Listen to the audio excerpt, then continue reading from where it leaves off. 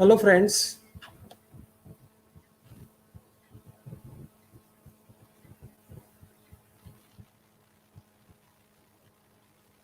We are starting with a new webinar on COVID 19 related to medico legal issues.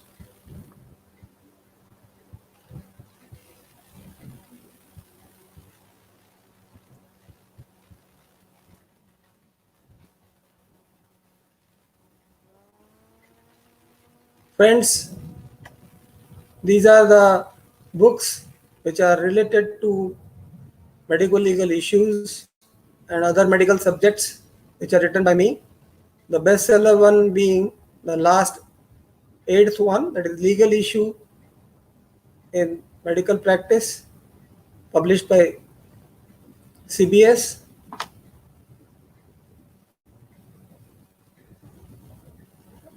All are available on Amazon. This is the book which is available as Kindle edition as well. This is another book which is also available in Amazon. Now, friends, so many questions come up in our mind. And the first one which comes, how to act if one faces COVID-19 patient in our own practice. Either you yourself or someone else, you should wear proper PPE and screen for temperature or flu-like symptoms of such patients if they complain so at a registration counter itself. Patient should be given masks and keep social distance of 2 meters, and after checking the patient, each patient one should wash hands before touching another patient or even oneself. If there is a suspicion of COVID patient, please refer to the prescribed authority or the CMO. If you are above 55 or you are having comorbid conditions like hypertension, diabetes, and serious health problems, you are automatically exempted from treating COVID patients. This is not for non-COVID patients. Friends, the second question is post government directives, how to treat and admit COVID patients with your general patient. General patient should not be mixed with our COVID patients. The first thing is we should be able to identify the patients who come to our clinic for COVID like symptoms, that is fever, sore throat, body ache, and such patients we have to identify, suspect, and refer them to the nearest COVID testing laboratory or admitting facility if they are serious. Second aspect is reporting such patients. So take their names, address, mobile numbers, and inform to the authorized CMO in writing. Writing could be even online about the patient under the Epidemic Act and the relevant local acts.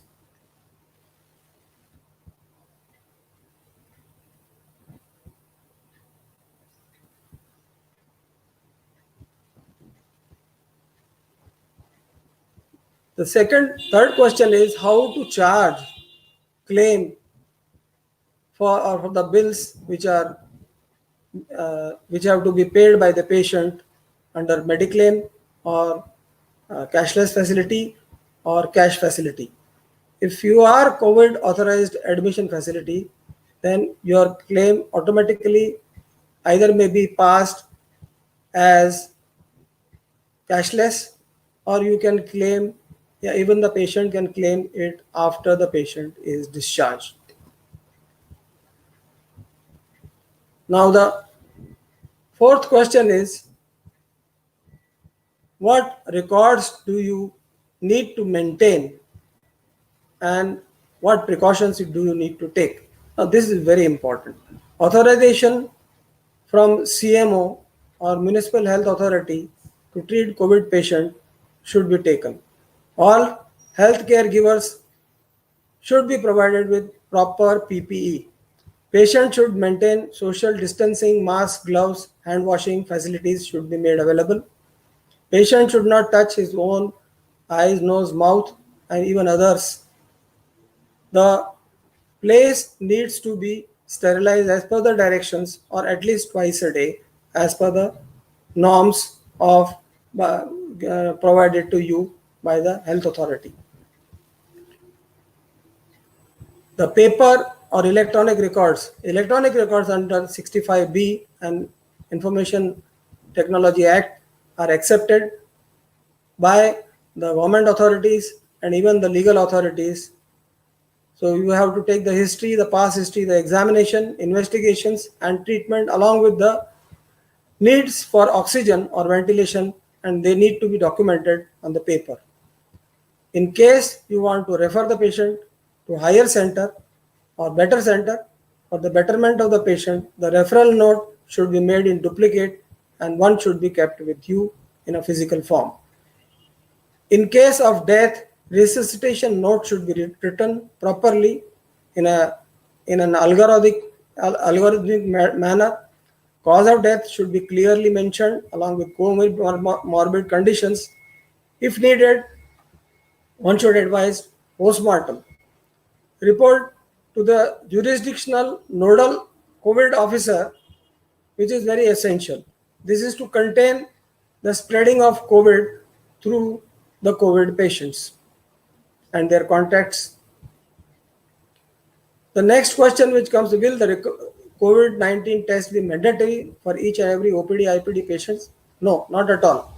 Only when you suspect, then you yourself or someone else with proper PPE should screen, take temperature, monitor flu-like symptoms, ask the patient, and at the right at the registration counter when the patient enters in your clinic or IPD or OPD, patient should be given mask and he should be asked to keep a social distance of 2 meters from other patients, from your staff as well, and there should be hand washing facilities available to each one.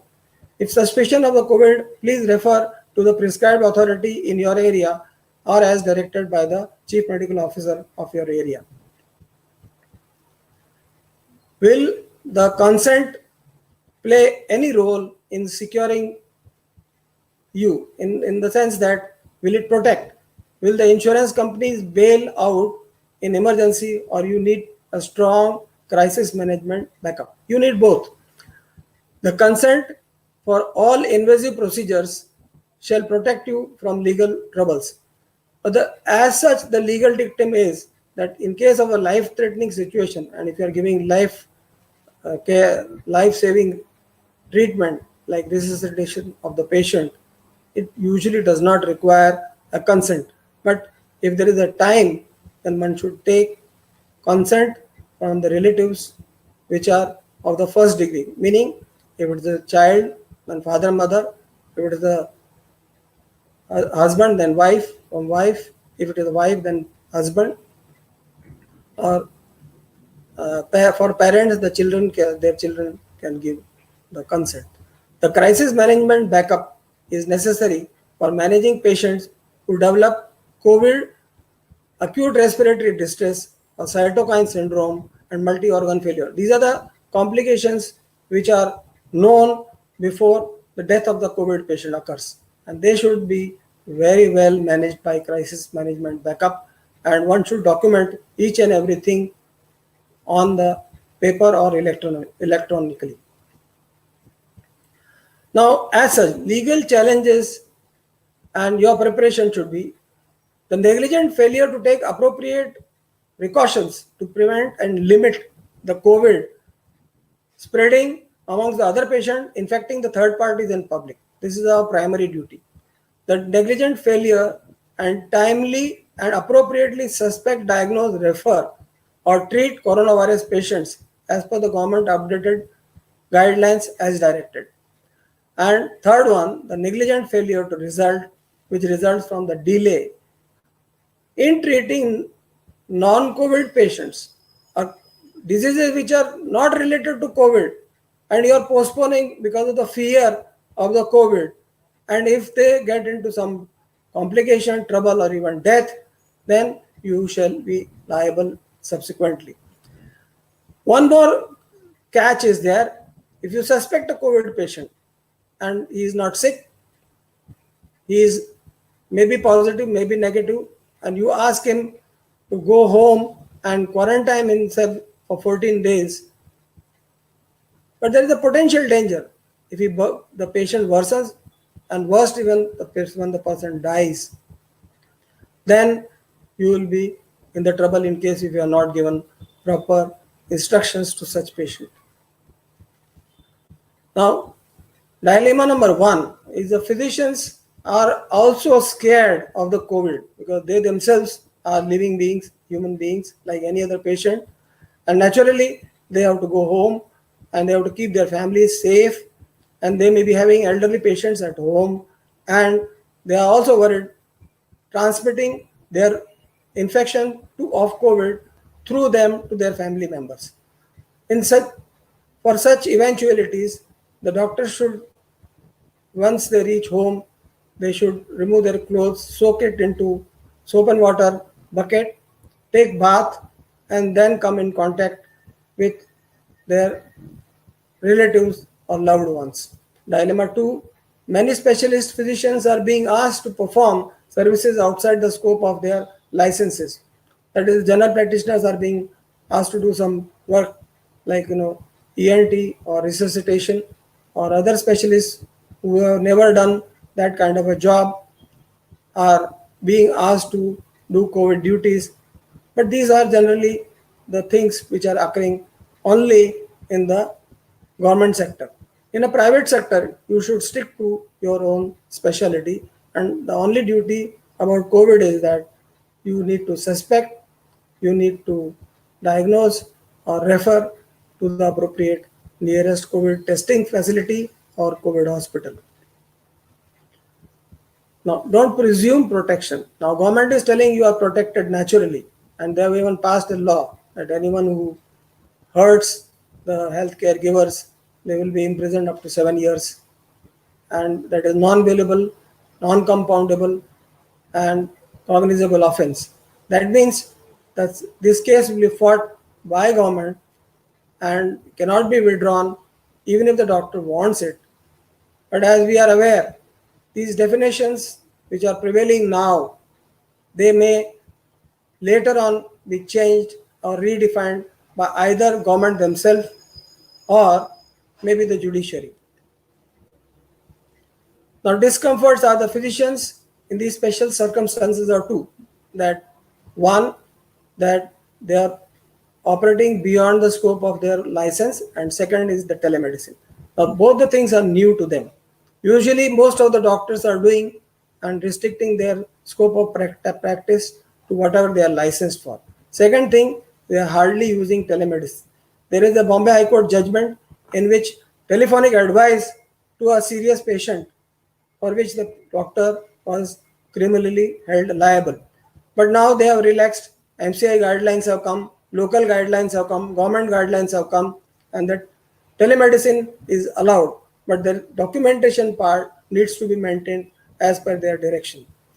So please follow whatever is being asked by the government authorities to maintain all those documents if you consult your patients on telemedicine, and if you are practicing outside the scope of your whatever license given by the Medical Council of India or your local state medical council.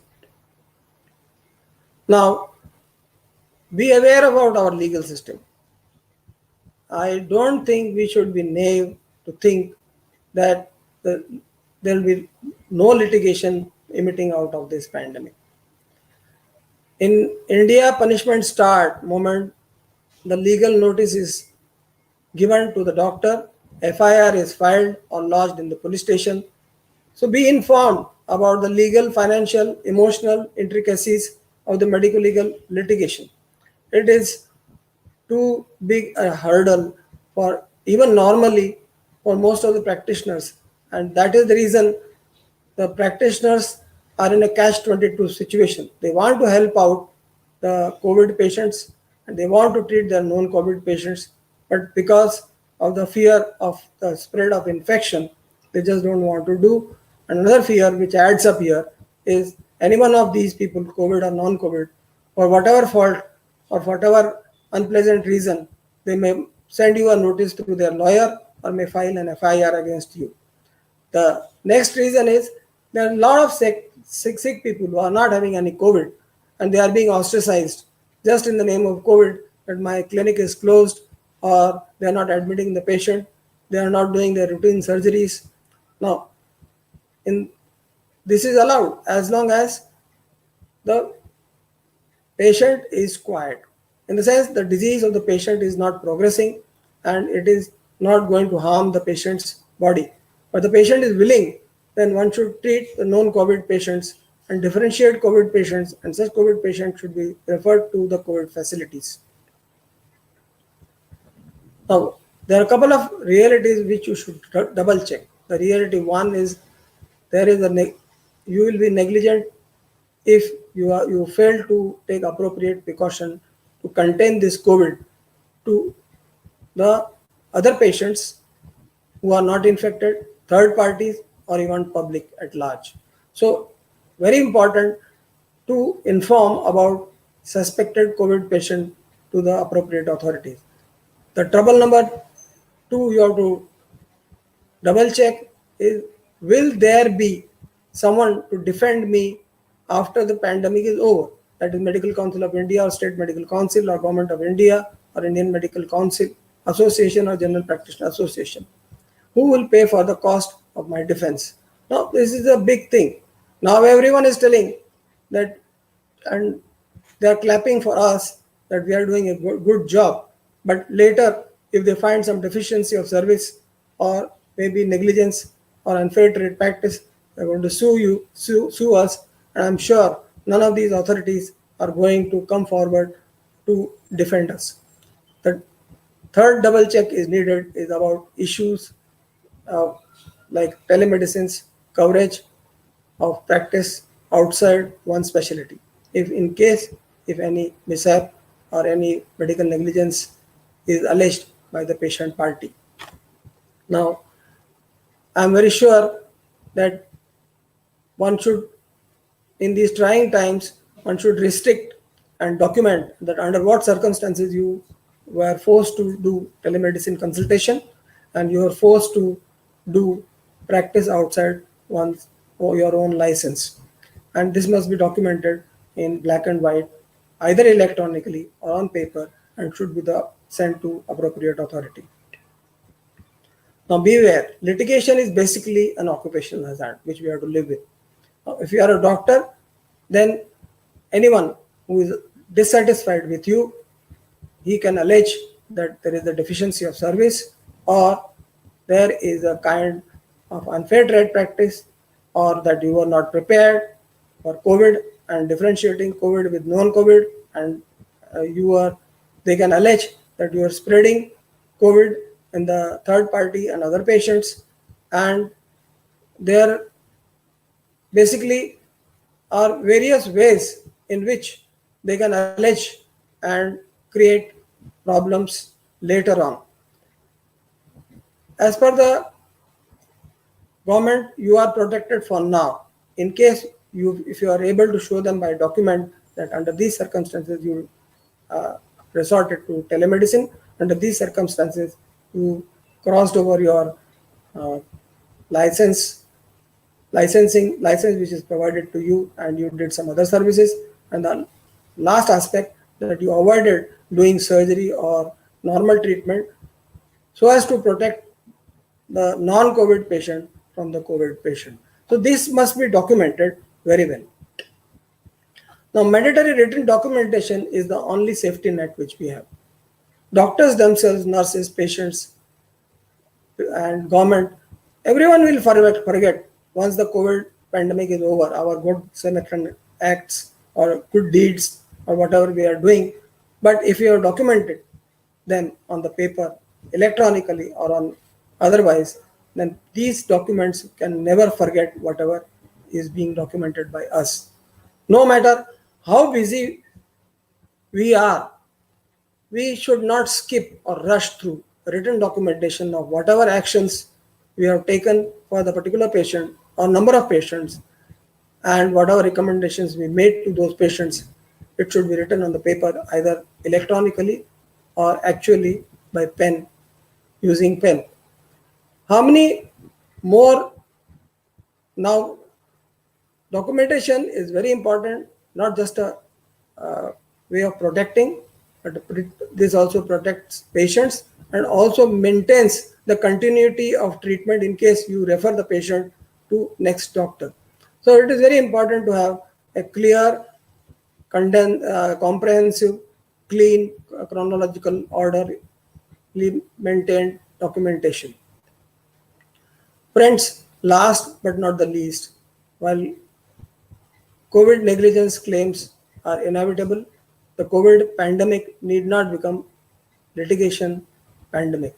So with this my particular advice, I thank you all for joining this webinar. Now the session is open for question and answer.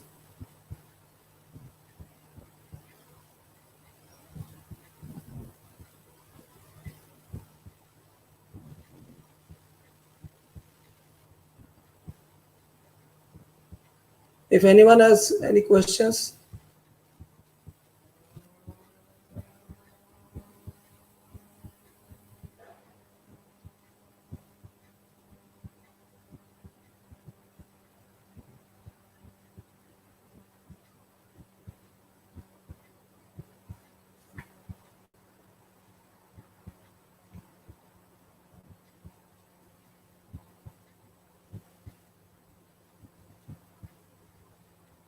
Guest 211 raising their hand.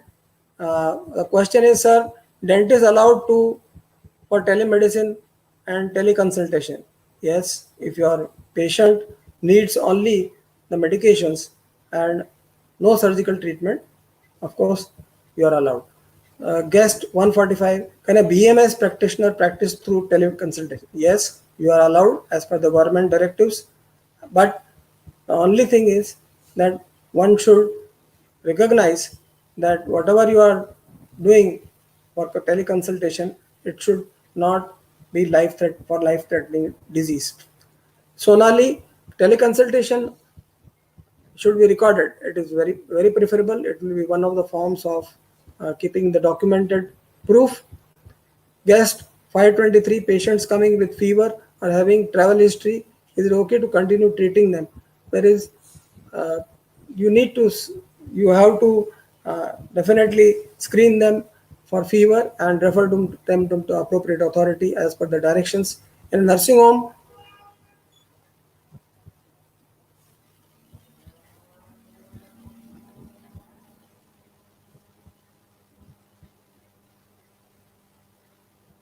home, staff members comes positive, what is the responsibility of the owner? It should be informed to the appropriate authority. They should be asked to do self quarantine. Minakshi, Dr. Minakshi, information is nice. Thank you. Gynecologists get litigated for giving advice without doing checking. This is true because from the Bombay High Court judgment where the advice was given telephonically, but for the moment, for the pandemic, these rules are relaxed and there are normal directives have come from the Medical Council of India and even from Government of India that one can resort to telemedicine. As a dentist, I have downloaded the Indian Dental Association Special COVID. What is that special COVID? Treatment consent form for all the patient to fill in. Yes, you can use that. There is no problem. Dr. Deepthi says charges fees illegal in telecom. No, no one. You can charge the fees. There is no problem because there is a doctor-patient relationship. Dr. Vishal.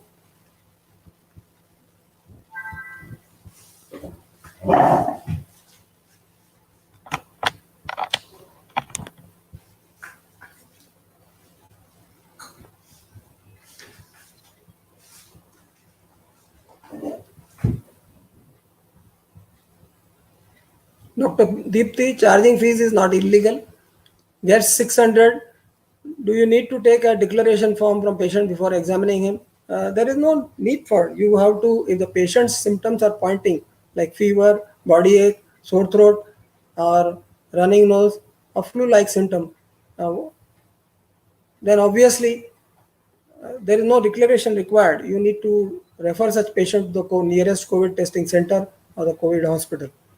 And by, even if they give declaration or says that you are not liable, you are liable, because you should not be allowing such patient to mix up with your other non-COVID patients. Dr. Chandrasekhar, is there any guidelines on ultrasound clinics? Ultrasound clinics also, there are no special guidelines. If the patient is non-COVID, you can perform your ultrasound, provided you have the proper credentials to do it. Rules are of changing almost every week for private practitioners, hospitals. What if the patient comes positive later on after visiting your own center? As far as patient is positive in your knowledge, or when the patient comes to you and that time it is positive, then you have to inform. Later on anything else may happen, then you are not liable for that, because that is at the back of you, and you are not God to find out that later on what happens to that patient, unless the patient reports to you. Dr. Nilesh, can the patient blame doctor that he got COVID from your hospital? Yes, there he can blame, but you can always tell that you had maintained, as per the government directives, the social distancing. You gave them the mask. You had hand washing facilities and sanitizing and social distancing facilities in your clinic. How to identify patient on teleconsultation and keep telerecords. Generally, this telemedicine is for your older patient, not for the unknown patients. So you are already aware about it, that this is your old patient. In case if it's a new patient, or like in pediatrics, you can always demand whatever, if you want their birth certificate or Aadhaar card or some other identity. There is no question about it, and the other person needs to show you, or maybe send you the image of that identity. Should we avoid elective surgeries? You need not avoid elective surgeries in non-COVID patients. Only thing, they should not come in contact with the COVID patients in your hospital. In case asymptomatic COVID patient, if the doctor becomes positive under transmission, and what is the then the doctor becomes positive. So many doctors are becoming positive and symptomatic, and they are treating. And once they are found positive, they have to self quarantine, and they do another test. And if they are found COVID negative, they can again join the duty or their normal practice. Dr. Arora, if one of the patients found COVID positive in OPD, should staff be tested? No, uh, if the initial point only, the person should be restricted in the area, that he should not mix up with the other OPD patient.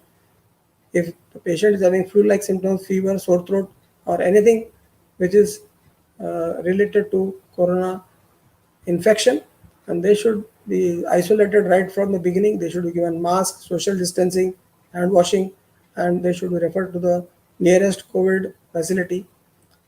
Can BMS doctor advise modern medicine? Yes, as per the in the state of Maharashtra, as per the Gazette, BMS doctor is allowed to use allopathic medicines.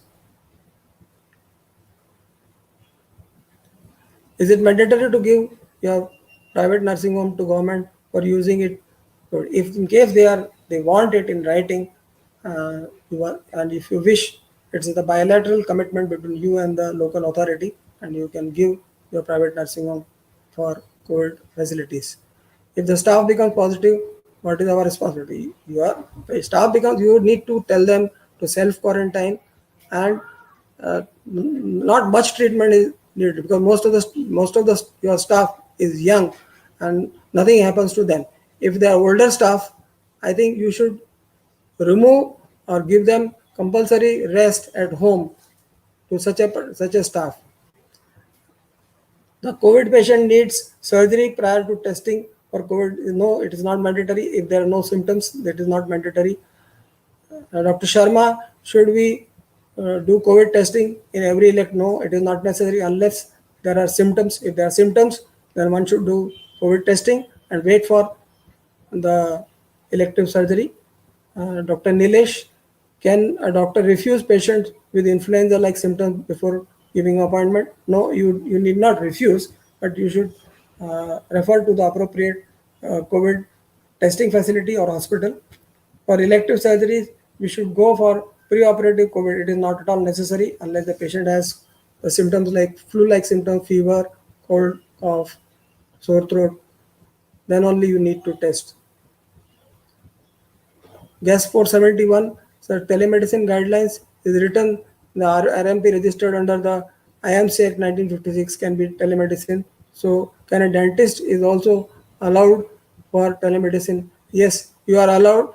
The guidelines are given for only the allopathic doctors, but the government has given these general guidelines for telemedicine in these testing conditions of COVID pandemic to help our patients. So even dentists can prescribe the palliative medicines, whatever is required on by telemedicine. But you need to record the whatever you have advised and given the patient, or you can even uh, record the telemedicine consultation. Do insurance companies cover? Yes, insurance companies are covering COVID-19 for that, even for the treatment, and the government has also given this direction. Dr. Meenakshi, if houseman doctor or staff gets COVID positive, how much expenses should be borne uh, by the hospital owner?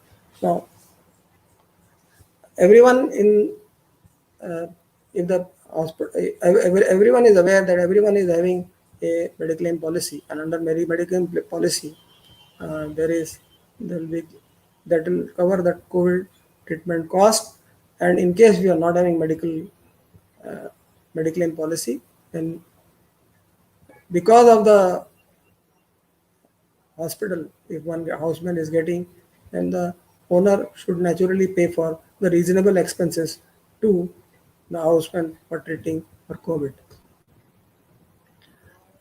Regarding BMS doctors, you replied context to Maharashtra only. What about other states? Other states, the leading case is basically from Punjab, the uh, where BMS doctors are allowed. I believe few states, out of which I can say that Kerala does not allow BMS doctor to practice allopathy, but I am not much aware that about all the 26 or 27 states. But according to me, 16 to 17 states in India are allowing. If you tell you about your state, I may be able to answer you that in that particular state you are allowed or not. Is it mandatory to test the pregnant patients before the delivery or MTP? It is not unless they show the signs symptoms of flu, fever, sore throat, etc. Dr. Nahurangi, thank you, sir, for joining. Is there any specific consent or letter understanding needed from your staff to avoid liability? Yes, you can create a specific that letter between you yourself and your staff that they should practice safe distancing, keep on washing their hands, wear their mask properly, and wear the gloves, and avoid getting COVID infection. And they should report whatever COVID suspected patient which comes to your OPD, and you can create such a document and get it signed. Guest, thank you very much, Dr. Navrange. He is another medical legal consultant who has joined this. Thank you very much, sir. Guest 861. Are homeopathic deserve allowed to be treated non-COVID? This question I understood. Homeopathic deserve allowed to treat the homeopathic. You mean to say homeopathic doctors are allowed to treat? Even once the COVID is suspected, you need to send the patient to the nearest COVID testing facility and COVID treating facility. So there is no question of uh, you treating. You should treat non-COVID patients as per your pathy. There is no problem. So 85% of the patients are asymptomatic. So how to recognize them before the elective surgery? You can't. But at the same time, you are not supposed to test such asymptomatic patients for COVID. Dr. Kishore Chandra Ganatra, yes, sir. Welcome. For Bihar, tell us BMS doctor. In Bihar, I think BMS doctors are not allowed to practice allopathic medicine. If I am referring emergency patients with COVID-19 symptoms, will I be liable? If you are referring emergency patients with, why should you be liable? If you are referring to a proper authority or COVID testing center or a hospital, then how you can be liable? If you are supposed to refer to the guest 7, you are supposed to refer to them. Dr. Ganatra, Mediclaim policy mentioned Mediclaim expenses for the staff to be borne by the self by employing doctor. Mediclaim, this is, I think you are mistaking it for indemnity policy. If it is indemnity policy, eh, then staff's negligence is covered. Mediclaim policy, unless you have bought for your for the health of your patients or staff or your near and dear, they are covered. But there is a difference between medical indemnity and mediclaim policy. So medical indemnity covers the negligence part of it. The mediclaim covers the health part of it.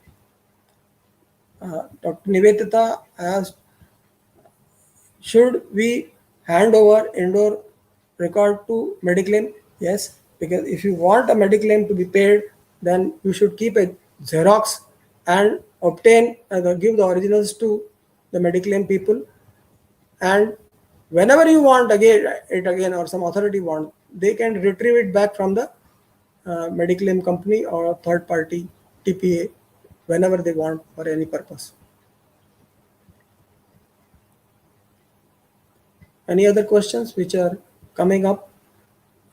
Guest 523, suppose I refer a patient and he runs away and doesn't go and to the state hospital, then you are not responsible. If the patient, wherever you are referring, you cannot chase him that where is he going. But you maintain after referral, you prepare the referral note in duplicate as I mentioned in my presentation, and one of the copy which is countersigned by the such a patient's or patient's relative should be kept with you. Any other questions? Or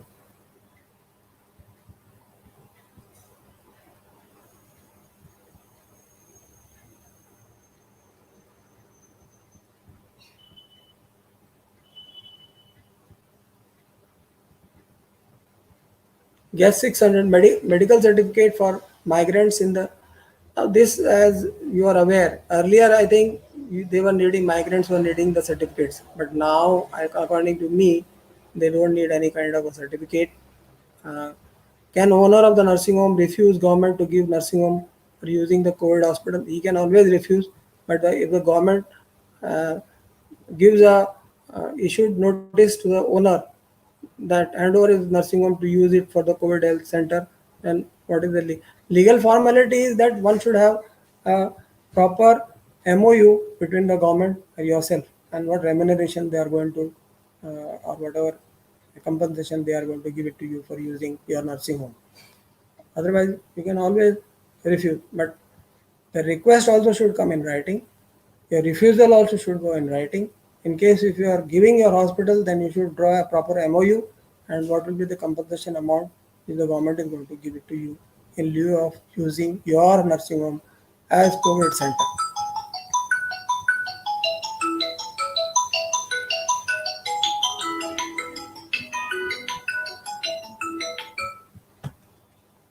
Hello.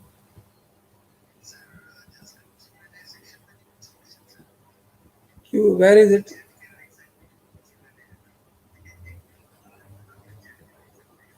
Okay. Okay, I'll see. I'll see. A dentist unable to reach the diagnosis. Yes, you can call the patient. If you're not a non-COVID patient, you can always call to your clinic. Uh, there are some certain questions which are in the Q&A section. I don't examine patient during the consultation. Is it okay? It's absolutely fine. You are giving symptomatically.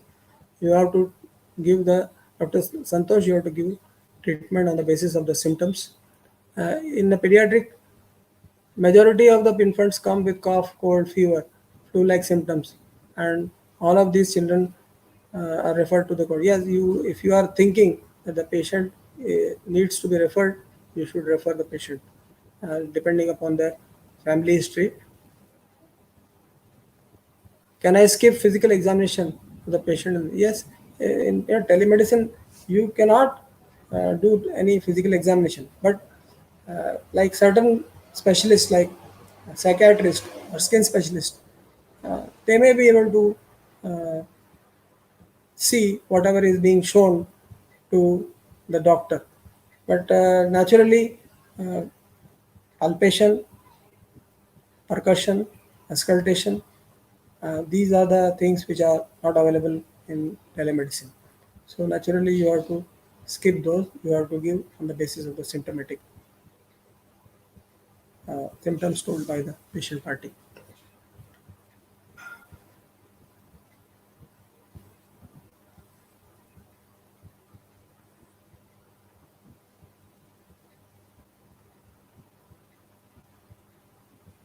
Dentists don't want to do teleconsultation. Can patient be called? Yes, you definitely. If the patient is not having COVID, you can call to your clinic and keep treating your patient. There is no problem. It's a problem that the COVID patient or suspected COVID patient, the COVID symptoms, flu-like symptom patient should not spread this disease to other people and to you and your family.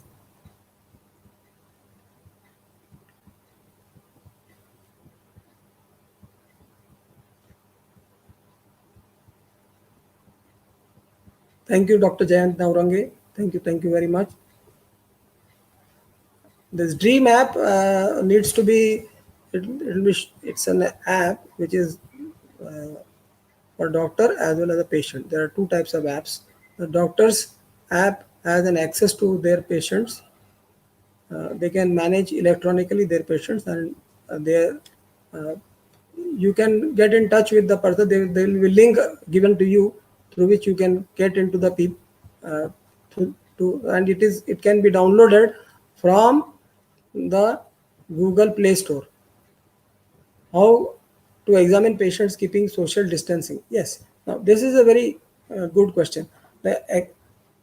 Most of the time, the the examination of patient is history. In case now after taking history, you feel there is a the patient is non-COVID, then there is no need to keep a social distancing. If the patient is COVID, then naturally you will keep social distancing, wash the hands, wear the gloves, give the patient also the mask, gloves, and keep social distance, and refer such patient to the appropriate COVID testing facility or hospital. But a non-COVID patient, then after that, you can use normal palpation, percussion, and auscultation. There is no problem. He is not going to transmit and be a hazard to anyone. Thank you, Dr. Nivedita. Share your mobile number, sir. My mobile number was on screen. I can tell you it is 9322990138. How can we examine patients keeping social distancing? I told you that the patients are COVID patients.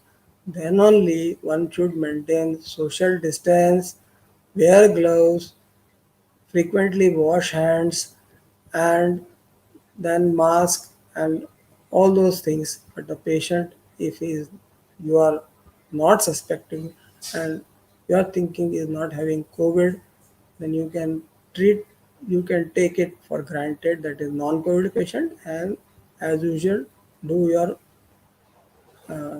history taking, palpation, auscultation, percussion as you want. For non-COVID patient. For COVID patient only, this is the problem is because of COVID, which is infectious disease. So that is the reason, right at the registration counter of the IPD or OPD, one should be able to contain them. They should not be allowed to mix in IPD, OPD, and from there itself, there should be a mechanism to refer these patients to COVID testing facility or COVID hospital. In chamber, house call patients expect patient examination what to do. This I have not physical examination. What if patient, as I told you, if there is COVID patient, naturally you will maintain. You will have to give advice. Once you're suspected, you have to go to the COVID center, COVID testing center, or COVID hospital. And with non-COVID, then non-normal, whatever examination, etc., what you want to do, but there is no question of any. Now there is a Ajit Acharya shared www.dreamapp.com. Those who want to download, they can download it on their laptops or through the Google Play Store, and they can go through and ask. Everything else is available there. It's an question. It's an electronic health record system, which is very helpful for the doctors, and its counterpart is with the patient. They have a different profile which they can enter as patients.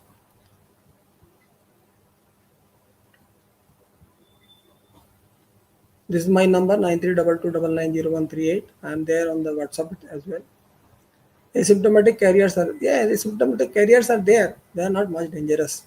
See, for every disease, there has to be a build-up of the viruses, and then only one becomes sick. And if you are above 55 with comorbid conditions, as I told you, that you are exempted from doing conducting your practice.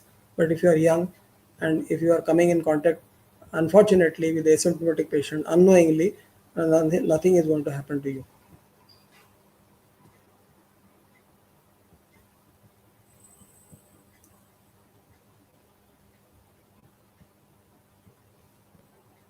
Your patient is having only fever and malaise. And yes, you can ask for, if you are suspecting COVID, then you can ask him to go to the COVID testing center.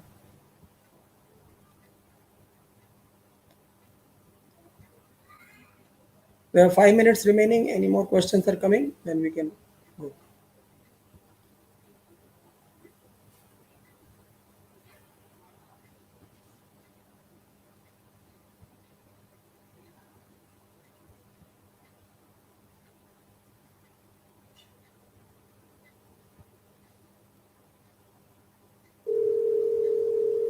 Yes, it is mandatory to have a referral note copy.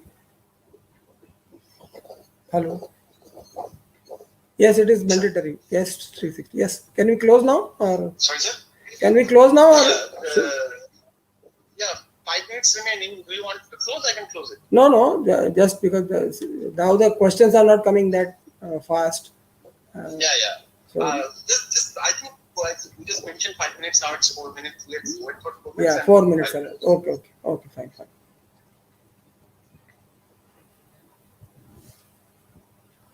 Yes, 360. It is mandatory to keep any referral letter. Forget the COVID patient or non-COVID patient also. You should keep in duplicate, and one physical copy should be with.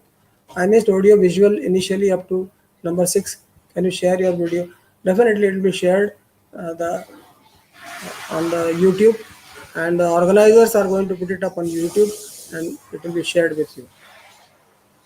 Any format for your normal format for referral, which for normal patients which you use, that patient so and so residing in such and such place, aged so, what is the age, male, female, is being suspected of having fever, sore throat, body ache, flu-like symptoms, and is being referred to COVID testing center or COVID treating facility for further management. This is the usual format. Thank you, sir.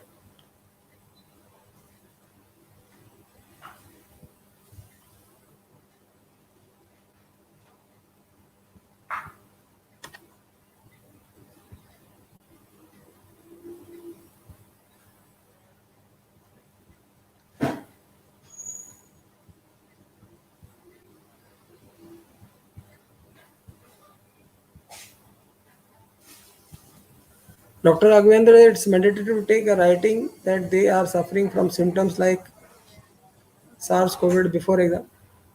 This is, I think, extreme of it. Patients, patient don't come to you as a respiratory distress syndrome or COVID. It's not written there. you have to see whether the patient is having fever, sore throat, flu-like symptom. Then you have to suspect and refer such patients to the appropriate laboratory or treating center. Do we need to note the Aadhaar card? In case if they, like say Aadhaar is not mandatory, in case if they are having their Aadhaar card, it's fine. And if they are willing to share with you, it is not mandatory, as you are aware, for taking treatment. Unless there are other forms, you can see their driving license, you can election card or any other method by which the identity could be confirmed. If at all you want to know the identity, it is not necessary. The Aadhaar card should be taken, number should be taken by a doctor.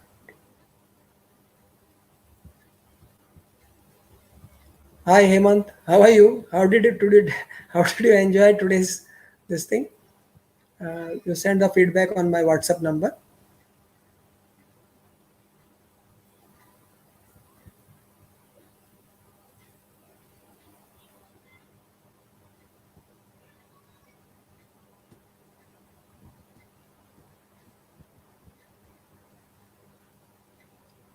Thank you, Hemant, for your encouraging comments. How to prove that I was treating patients with cough, fever, and I do not know whether it's positive? Now, this basically, if you are treating most of the patients are having usual infections which you were treating earlier. Now, peculiar flu-like symptoms, fever, sore throat, and short duration, if there is a history of travel from foreign country or they have come in contact with a COVID positive patient, such patients point that you may be treating a COVID patient. Unnecessarily don't harass yourself and your patients by getting terrorized by this pandemic infection.